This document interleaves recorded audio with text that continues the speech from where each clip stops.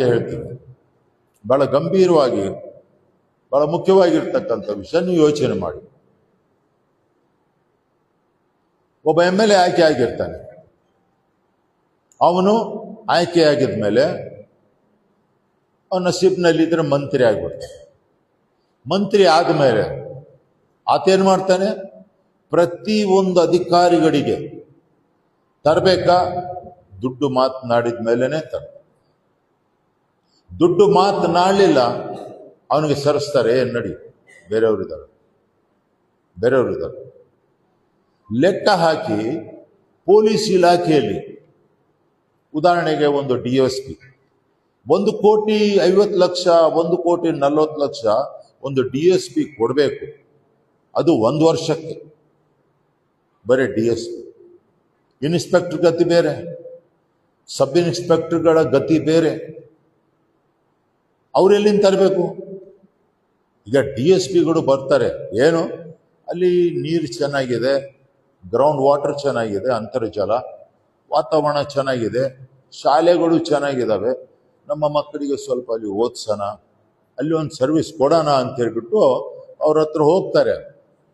ಹೋಗಿ ಸರ್ ನಿಮ್ಮ ಏರಿಯಾದಲ್ಲಿ ಬರ್ಬೇಕಂತ ಮಾಡೀನಿ, ಕೆಲಸ ಮಾಡ್ಬೇಕಂತ ಮಾಡೀನಿ. ಆಯ್ತಾ, ಸರಿ, ಅವ್ರ ಹತ್ರ ಮಾತಾಡು, ನಮ್ಮ PA ಹತ್ರ, ಅವ್ರ ಹತ್ರ ಫಿಗರ್ ಕೊಟ್ಬಿಡ್ತಾರೆ ಇವರು.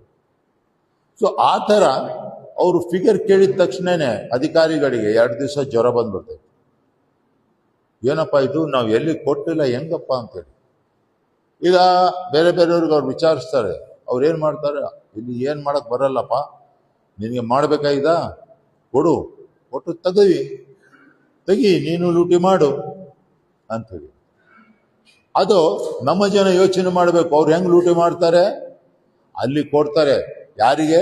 ಜನ ಯಾರಿಗೆ ಓಟ್ ಹಾಕಿದ್ರು ಅವನು ಮಂತ್ರಿ ಆಗ್ತಾನೆ. ಅವನು ಮಂತ್ರಿಯಾಗಿ ಅಧಿಕಾರಿಗಳ ಹತ್ರ ದುಡ್ಡು ತಗೊಳ್ತಾನೆ. ಅಧಿಕಾರಿಗಳು ಅವನಿಗೆ ದುಡ್ಡು ಕೊಟ್ಟು ಯಾರ ಹತ್ರ ಸುಲಿತಾನೆ? ಆ ಮಂತ್ರಿಗೆ ಓಟ್ ಹಾಕಿರ್ತಾರಲ್ಲ ವೋಟರ್ಸ್, ಅವನ ಹತ್ರನೇ ಅಧಿಕಾರಿ ಸುಲಿತಾನೆ.